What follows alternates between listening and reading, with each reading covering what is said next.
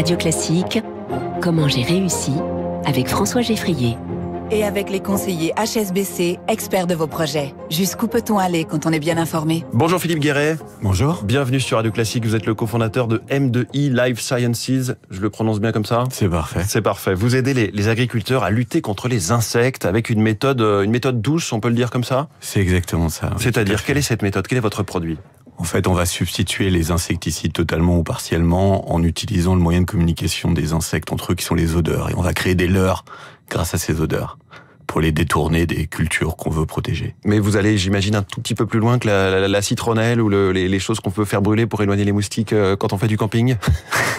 Ouais, c'est exactement ça. En fait, on va reproduire l'odeur sexuelle de la femelle, par exemple, ou des odeurs alimentaires pour les éloigner de ce qu'on veut protéger et les emmener à des endroits où ils pourront tranquillement vivre leur vie sans abîmer les cultures. Et vous évitez ainsi les produits chimiques traditionnels, les phytosanitaires?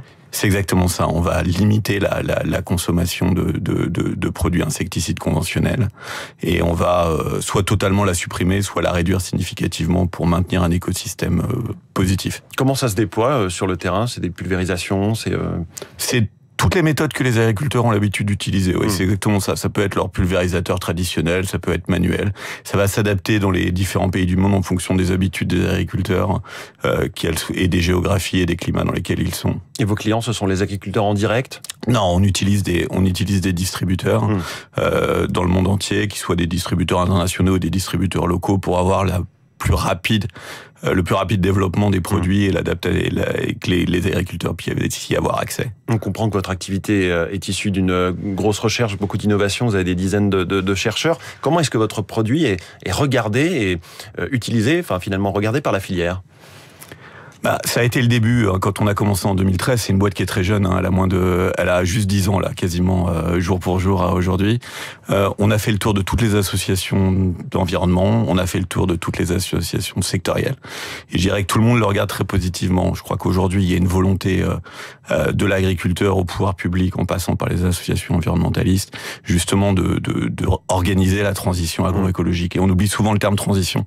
On va pas passer du tout au tout du jour au lendemain. Il y aura besoin de périodes de transition pour avoir le meilleur système possible. On le voit, c'est délicat avec, on l'entendait dans le journal de 6h30, cette manifestation aujourd'hui d'agriculteurs contre l'interdiction des néonicotinoïdes, qu'on appelle les insecticides tueurs d'abeilles. Il y avait aussi la polémique sur le glyphosate, que Emmanuel Macron dont il voulait interdire l'utilisation en 2021. Finalement, pas du tout, parce qu'on n'avait pas d'alternative. D'où l'idée et d'où votre recherche. Pourquoi, au départ, vous êtes lancé sur ce projet en 2013 ? Alors, on s'est lancé là-dessus avec mes associés, que ce soit Bruno Geny ou Olivier Guéret, mon frère, pour une raison simple, c'est qu'on s'est dit que c'était le sens de l'histoire, justement, de trouver une nouvelle méthode pour nourrir une population de plus en plus importante. En France, on avait tout pour réussir. On avait une agriculture de tout premier ordre, on avait un savoir-faire académique reconnu au niveau mondial et on avait des capacités industrielles qui étaient parfaites. Donc l'association de tout ça, on a mis de la science avec un objectif qui était le pragmatisme, qui était de prendre ce qui était bon dans tous les différents domaines pour les associer ensemble. Et est-ce que vous diriez qu'on va réussir à sortir des pesticides, ou est-ce que c'est plus compliqué que ça?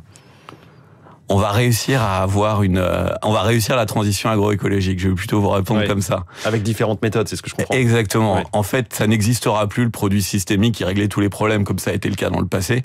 Alors qu'on regarde avec nos yeux d'aujourd'hui, on aura par l'association des différentes méthodes.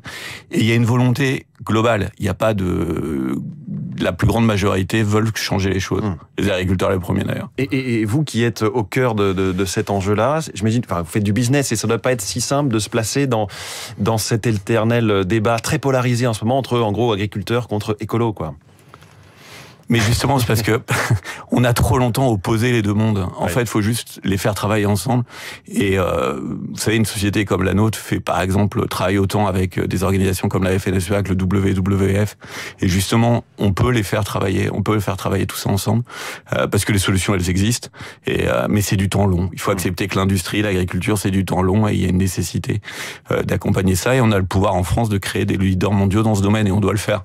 Alors vous avez 4 sites en France, 190 personnes, une quarantaine de brevets, des filiales commerciales en Amérique du Sud. Vous êtes présent dans des dizaines de pays.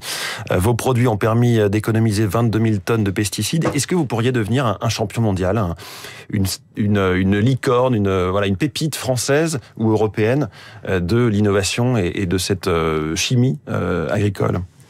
Alors, licorne, je sais pas, parce que je crois qu'aux animaux qui existent vraiment, en fait, pour commencer. Je pense qu'on a tout pour le faire en France. À partir du moment où on accepte que l'agriculture et l'industrie, ça se fait sur du temps long et c'est pas sur du temps court, qu'on doit sortir d'une obligation, je dirais, de financière, de plus-value très court-termiste. On a le pouvoir aujourd'hui de créer ça en France, bien sûr. Ouais. Vous, c'est une activité qui nécessite beaucoup de fonds? Oui, c'est capitalistique. Ouais. C'est capitalistique pour la recherche, c'est capitalistique pour l'industrie. Comme vous le disiez, c'est 200 emplois créés aujourd'hui directs, sans compter les emplois indirects qui ont été créés. Ça veut dire que là, concrètement, vous êtes sans arrêt en train de rechercher de nouveaux actionnaires. Alors, on est en train de rechercher déjà des nouveaux employés. Ouais. On fait un appel aujourd'hui sur les différents sites. Et effectivement, on a cette nécessité de continuer à investir pour développer les produits et répondre aux problématiques. Comment vous diriez que vous avez réussi jusqu'à présent, donc depuis 2013, depuis 10 ans? Parce qu'on a toujours privilégié le projet, les hommes et les femmes qui le composent. C'est une aventure humaine avant toute chose depuis le départ. C'est une équipe soudée avec des solutions et surtout beaucoup de pragmatisme. Ce que je vous disais tout à l'heure, c'est la volonté d'accompagner deux choses, un écosystème qui doit être protégé et nourrir 10 milliards de personnes bientôt. Et le sentiment d'avoir un métier utile aussi. Ah ouais, ça c'est un des éléments clés pour moi, c'est de faire quelque chose qui est utile. C'est quelque chose, honnêtement, on peut difficilement être contre. Et je me réjouis que depuis la dernière pandémie, on se rende compte qu'avoir une industrie en France, c'est une bonne idée, quoi. Une bonne idée, et donc vous contribuez à cette industrie. Merci beaucoup, Philippe Guéret, le cofondateur de M2I Life Sciences. Merci d'être venu ce matin dans Comment j'ai réussi, et très bonne journée à vous. 7h moins le quart, toute l'info économique.